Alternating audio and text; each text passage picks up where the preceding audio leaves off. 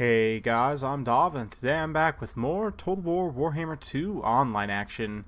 We're here today with a 2v2 with myself and the Lore Master of Sotek. Going to be taking on some opponents on a ladder 2v2, believe it or not. Yes indeed, legend has it that if you queue late nights with a partner, occasionally you will come up against myself and another YouTuber, Lore Master of Sotek, Black Iron Battles, even Italian Spartacus, and others trying to catch a 2v2 game. So just a public service announcement, I guess. Of course, we're all American, so from Central to West Coast time, typically in the evenings, you may occasionally catch us if you guys want to battle it out with a 2v2. So just as I guess a PSA for you guys. But today I'm going to be showing off one of the builds that we unfortunately did not get to use in the King of the Tomb final because John Ton and Sakarma played very well, and myself and Lore Master Sotek just weren't up to the challenge and got 3-0'd. I'm going to be casting those games eventually, but I did want to show off this build as it is a lot of fun.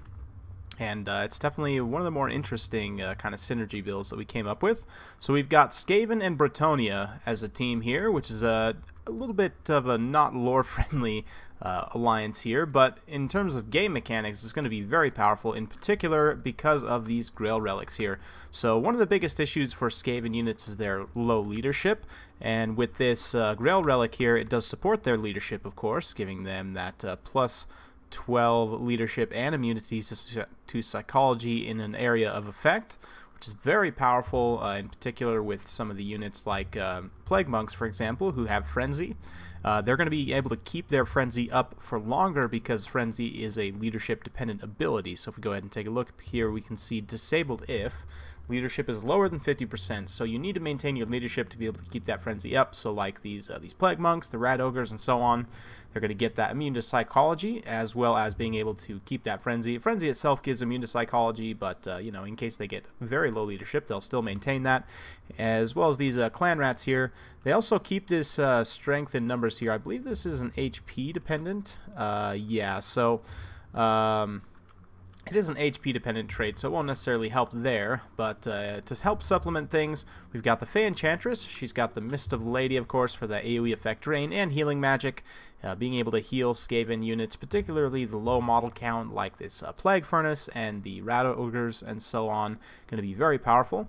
We've also got the Plague Furnace for the drain and this Warlock Engineer with a the Warp Stone Armor, which is another area of effect drain. So we're going for a triple AoE drain effect, kind of Death Star situation with a lot of these large single entity units.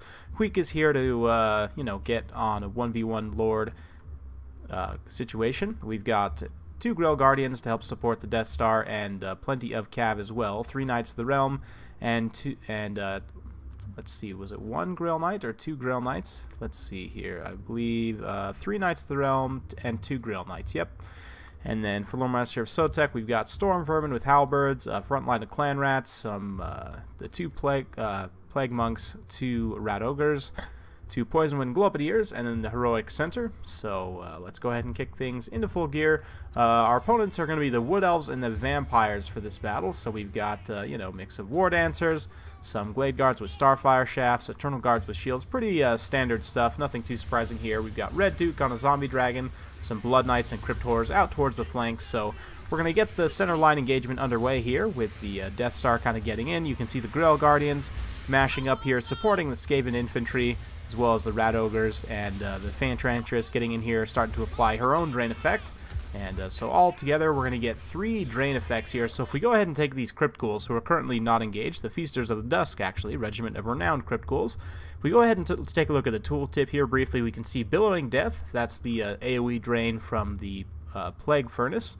We also have the Warp Stone Armor, which is not actually currently on them. It looks like this is the Warp Shard Armor from Queek there, but Mist of the Lady, and then the Warp Stone Armor as soon as that Warlock Engineer gets in range. You can see that's going off. These Graveguard, for example, are under effect of all 3, so going to be very powerful there, getting that massive area of effect drain.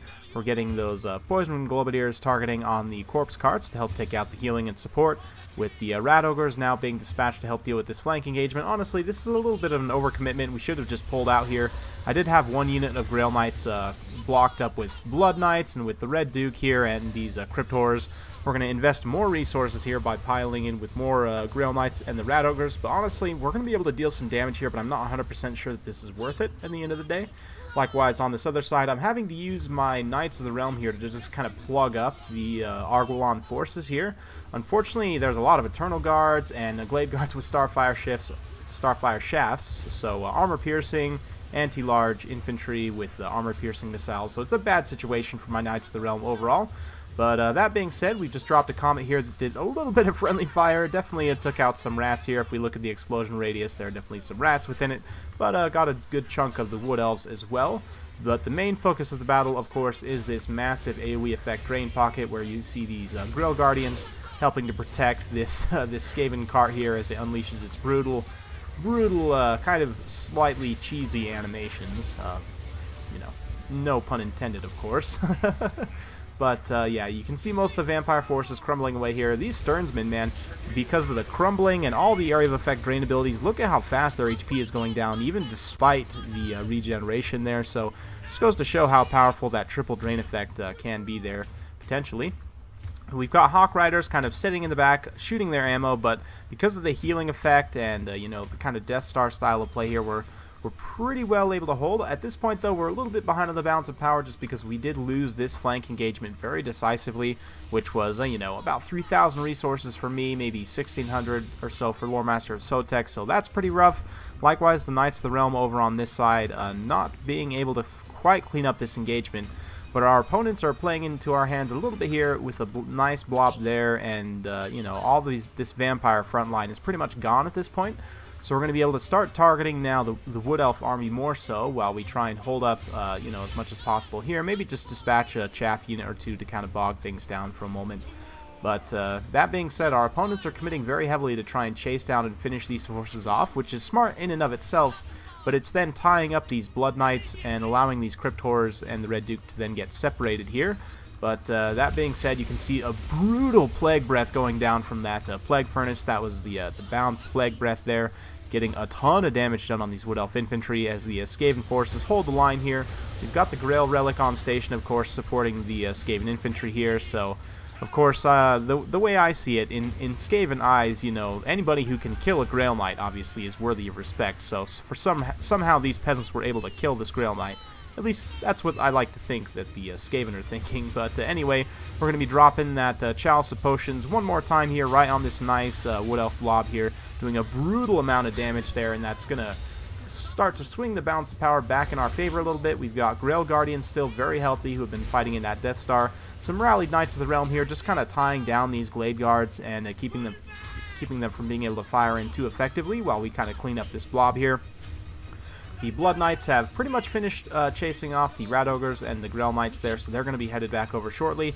But you can see here when the Red Duke dives in, because of the support around, you know, it's not going to be able to quite terror route off these clan rats like it normally otherwise would. I don't think this Grail Relic is quite in range there, but nonetheless, they are able to hold their leadership there. But if you were to dive into this pocket, for example, all these Skaven troops here are immune to Psychology. You can see Storm Vermin immune to Psychology. You know, all the rest of these troops, even these clan rats here, are going to be immune to Psychology, the summoned clan rats there. So, just goes to show a very powerful, you know, being able to bolster the Skaven leadership, which is generally one of their weaknesses. Likewise, I think a strategy like this with the Greenskins, which I think you guys may have seen me take before with Black Iron Battles, is very, very powerful. I do think that Bretonnia is one of the better 2v2 synergy factions, just because the Grail Relic is a really nice tool for a lot of factions to be able to have access to. Of course, healing and really nice cavalry support as well. For most factions, it can be very, very powerful, but you can see the charge of the Grail Guardians here as they're getting in on the Crypt Horrors.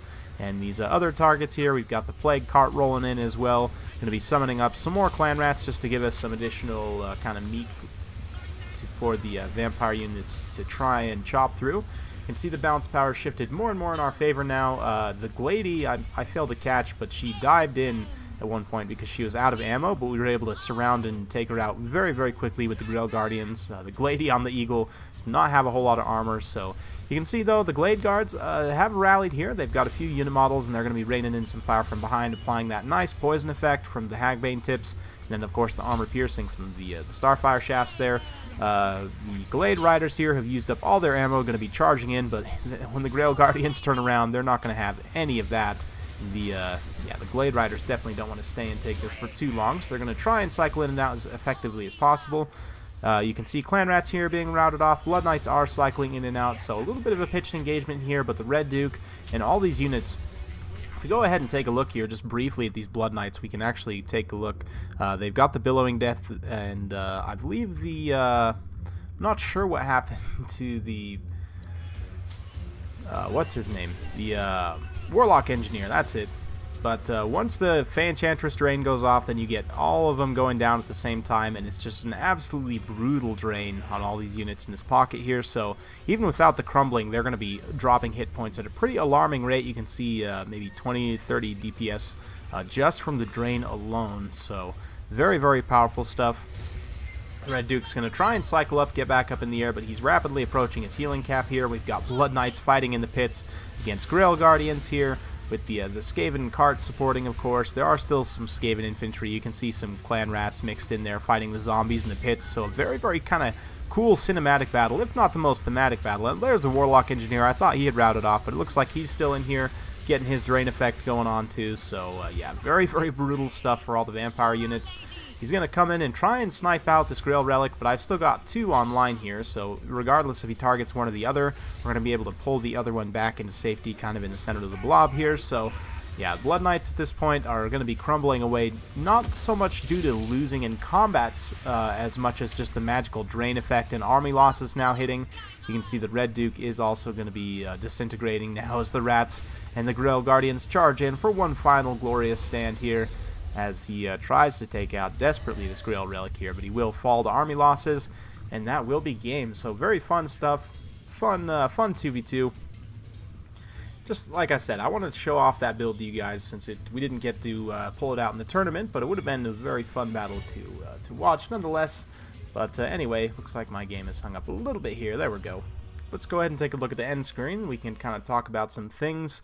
In terms of the Grail Guardians, I mean, they did very, very well for themselves in the center there. 156 and 143 kills, of course, with the support of the Fanchantress, who herself got 120 kills between the two Chalice of Potions that we got off and the Drain Effect. Just an absolute monster there.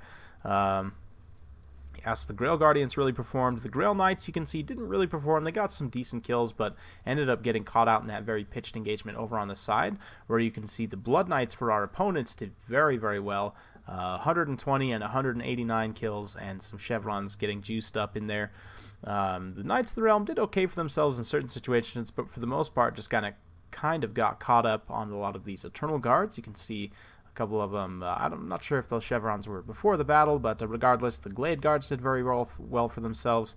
Infantry, though, just kind of got blobbed in a little bit and then taken out by the Skaven Drain effect. You can see here, Plague Monks doing very well for themselves. The Plague Priest, 184 kills, so you can see the power of that triple Drain effect there. Queek didn't end up taking much damage because he's sitting in the middle of that Death Star. It's going to be hard to snipe him out. And the Rat Ogres and everything else did their job. Storm Vermin also did pretty well for themselves, one of them picking up a chevron there. So fun stuff. 102 kills on Clan Rats as well. I mean, mostly fighting zombies, but still can't argue with that. Like I said, for our opponents, very nicely done with the Blood Knights. Crypt Horrors also did very well for themselves. The Vampire frontline, though, kind of got crushed. Same thing with the Argolon frontline there. We just kind of rolled over them with that triple Drain effect. So fun stuff. Hope you guys enjoyed watching that battle. If you like this kind of content, like and subscribe. I'm keeping it coming with more Total War Warhammer 2 content every single day, so stay tuned for more, and we'll see you next time.